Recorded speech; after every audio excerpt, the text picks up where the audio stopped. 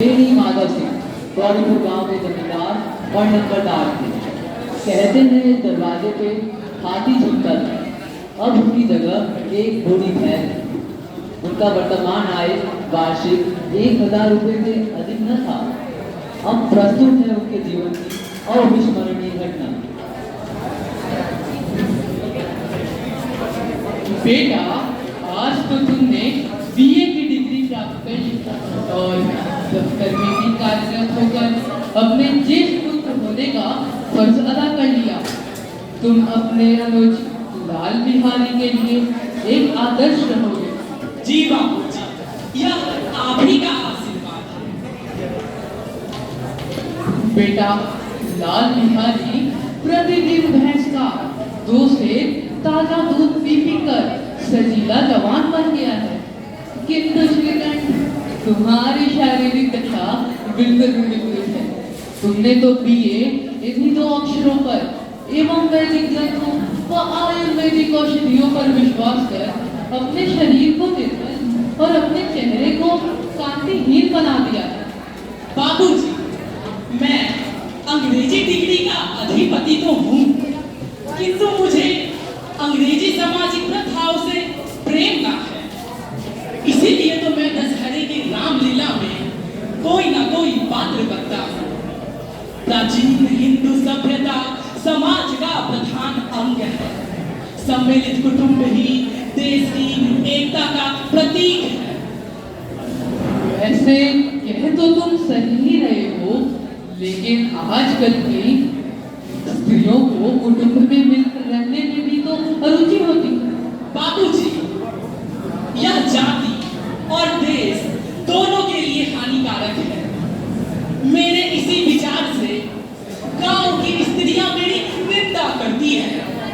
कोई कोई तो मुझे अपना शत्रु समझने में संकोच न करती है। मेरी पत्नी आनंदी को भी मेरे विचार से विरोध है। उसका विचार है कि परिवार के साथ विवाह ना हो सके तो आए दिन की तरह से जीवन को नष्ट करने की अपेक्षा यही उत्तम है कि अपनी खिचड़ी अलग पकाई जाए। बाकी सब तो ठीक ही कहा, लेकिन इनकी बातें समाज और देश के लिए उचित नहीं है। श्रीकंठ की पत्नी आनंदी एक बड़े उच्च कुल की लड़की थी। विशाल भवन, 3 कुत्ते, झाड़ मालू आदि भोग्य पदार्थ सभी विद्यमान थे। उसके विपरीत ससुराल में झाड़ मालू और बात कहाँ, मकान में खिड़कियां तक न थी। यह एक सीधा साधा देहाती गृहस्थी का मकान था।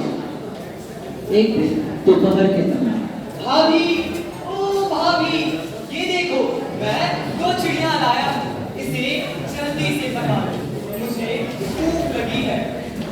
अरे लल्ला, अभी मैं खाना बनाकर तेरी राहें देख रही थी। खैर कोई बात नहीं, अभी पका लेंगे।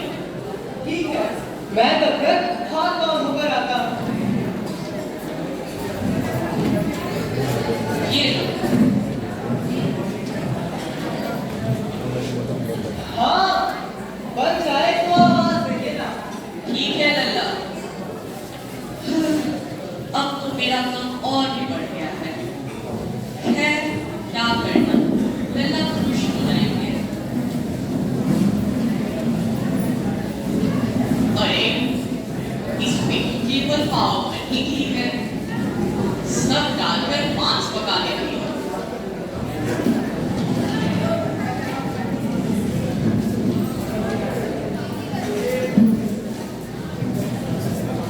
अच्छे अच्छे मसाले डाल देती हूँ, लल्ला को स्वाद आएगा।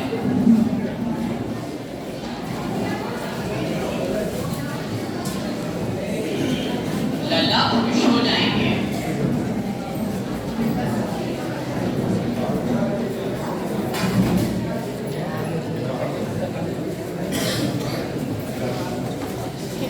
लल्ला, ओ लल्ला, भोजन बन गया है, खा लो।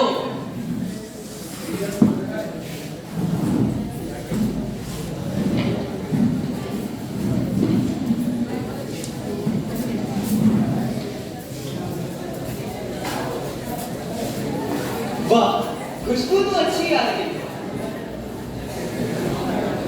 अरे ये क्या, दाल में घी तो नहीं है। भाभी, दाल में घी क्यों नहीं छोड़ा? अरे सब घी तो मांस में पड़ गया। क्या बात कर रही हो? परसों भी तो घी आया था, इतना जल्दी उठ गया। आज तो पाव भरी रहा होगा, वह सब तो मैंने मांस में डाल दिया। हो भाभी, कह तो ऐसे रही हो जैसे मानो तुम्हारे मायके में तो घी की नदियां बहती। मायके के बारे में तो मत ही बोलिए लल्ला जी, वहाँ इतना घी तो नौकर चाकर खा जाते हैं। बहुत लंबी जुबान है तुम्हारी, जी चाहता है अभी जुबान खींच लूं। अरे हाँ हाँ खींच लो जी, आज के होते तो इसका मजा जरूर चढ़ाते। जिसकी जुबान पर फूली हो उसे भी देख लूंगा और तुम्हें भी। मार डाला, खराब से मार डाला। सिर तो बच गया लेकिन लगता है आंख की उंगलियां टूट गई। आनंदी क्रोध के मारे हवा से हिले पत्ते की भांति कांपती हुई अपने कमरे में जाकर खड़ी हो गई। आनंदी खून का घूंट पीकर लगी और श्रीकंठ के आने का इंतजार करने लगी। शनिवार के दिन जब श्रीकंठ नियमानुकूल संध्या बेला में आया तो आ गए बेटा। भैया, आप जरा भाभी को समझा दीजिएगा कि जुबान संभाल के बात करे, नहीं तो एक दिन अनाथ हो जाएगा। क्या बात है लल्ला, इतने उत्तेजित क्यों हो? हाँ बेटा, बहू बेटियों का यह स्वभाव नहीं कि वे मर्दों के मुंह लगे। हाँ, अगर वो बड़े घर की बेटी है तो हम भी कोई कम नहीं है। ओहो, लेकिन बात क्या है? ऐसा क्या हो गया? आखिर मैं भी तो जानूं जो तुम इतने उत्तेजित दिख रहे हो।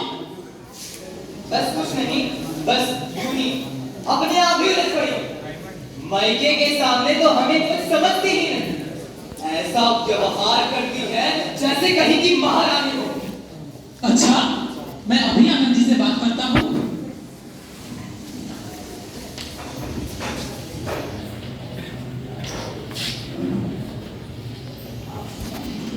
चित्त तो प्रसन्न है ना? हाँ, चित्त तो प्रसन्न है, पर आनंदी, तुमने घर में आजकल ये क्या उपद्रव मचा रखा है? ये लल्ला और बाबूजी क्या कह रहे हैं? जिसने तुमसे आग लगाई है, मिले तो मुंह झुलस दो उसका। अरे, इतनी नाराज क्यों होती हो? बात तो कहो, हुआ क्या है? क्या कहूँ, ये मेरे भाग्य का ही फल है। नहीं तो गंवार छोकरा जिसे चपरासीगिरी करने का भी ज्ञान नहीं, वो मुझे घराव से मारकर लूटा करता फिरता। क्या? घाव से मारकर? अरे, सब हाल साफ साफ कहो तो मालूम हो, मुझे तो कुछ पता ही नहीं। परसों तुम्हारे लाडले भाई ने मुझे मांस पकाने को कहा। घी हांडी में पाव भर से ज्यादा न था, वह सब डालकर मैंने मांस पका दिया। जब खाने बैठा तो कहने लगा, दाल में घी क्यों नहीं है? बस इसी पर मेरे मायके वालों को कोसने लगा। मुझसे न रहा गया। मैंने कहा, वहां इतना घी तो नौकर चाकर खा जाते हैं। बस इसी पर मुझे खराब फेंक मारी। ये देखिए, यदि हाथ से नहीं रोकती तो सिर पड़ जाता। उसी से पूछो, ये बात जाकर बोली, बाबूजी, अब इस घर में मेरा एक पल भी वास न होगा। आज प्रातः भैया को क्या हो गया? ये इतने गुस्से में क्यों दिख रहे हैं? जरा मैं भी तो जानूं। क्यों बेटा, ऐसे क्यों कह रहे हो? इसलिए कि मुझे भी अपनी मान प्रतिष्ठा का कुछ विचार है। आपके घर में अब अन्याय और हट का प्रकोप हो रहा है। जिन छोटों को बड़े का आदर सम्मान करना चाहिए, वे उनके सर चढ़ते जा रहे हैं। मैं ठहरा दूसरों का नौकर, घर में रहता नहीं। यहाँ मेरे पीछे मेरी स्त्री पर जूते और खड़ाऊ की बौछार होती है, कदापि बर्दाश्त नहीं कर सकता। एक स्त्री अरे तुम तो समझदार हो, ऐसी बातें क्यों करते हो? लाल बिहारी तुम्हारा छोटा भाई है, उससे गलती हुई तो उसे डांटो, उसके कान पकड़ो, लेकिन अलग रहने की बात न करो। मैं उसे अपना भाई नहीं समझता। अरे बेटा, बुद्धिमान लोग मूर्खों की बातों पर ध्यान नहीं देते हैं। तुम बड़े हो, उसे क्षमा कर दो। नहीं, मैं उसके साथ अब इस घर में एक पल भी नहीं रहना चाहता। मैं उसका चेहरा भी नहीं देखना चाहता। भैया भैया मुझे 2-4 तमाचे मार देते, लेकिन उन्होंने ऐसी कठोर बात आखिर कैसे कही? भाभी, भैया ने निश्चय किया है कि अब वह मेरे साथ इस घर में नहीं रहेंगे। वो मेरी शक्ल भी नहीं देखना चाहते, इसलिए मैं इस घर से जा रहा हूँ। यदि मुझसे कोई अपराध हो गया हो तो क्षमा कर दीजिएगा। मैं चाहता हूँ फिर कभी मुंह न दिखाऊंगा। मैंने बेकार ही इतनी बात बढ़ा दी। सुनो जी, लल्ला बाहर खड़े बहुत रो रहे हैं। तो मैं क्या करूं? भीतर बुला लो, मेरी जीभ में आग लगी। कहां से मैंने यह झगड़ा उठाया? मैं ना बुलाऊंगा। भाभी, भैया को मेरा प्रणाम कहना। वो मेरी शक्ल नहीं देखना चाहते, इसलिए मैं इस घर से अब जा रहा हूँ। कहां जाते हो लल्ला जी? रुको रुको लल्ला जी। जहां कोई मेरी शक्ल भी ना देख सके। जब तक भैया का मन मेरी ओर से साफ न हो जाए, मैं इस घर में वापस नहीं आऊंगा।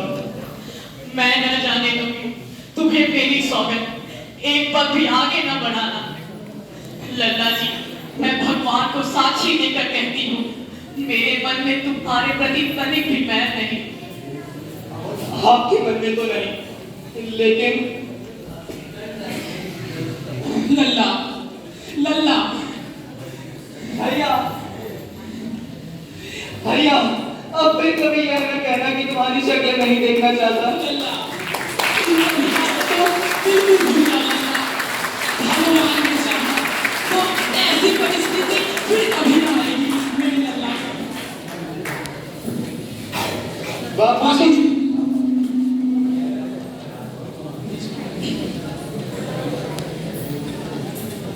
देख लिया लाल बिहारी, अच्छे संस्कारों वाली बेटी अपने पीहर और ससुराल दोनों का मान रख लेती। किसी ने सही ही कहा है, बड़े घर की बेटियां ऐसी ही होती हैं। बड़े घर की बेटियां ऐसी ही होती है। हाँ हाँ, ऐसी ही होती है।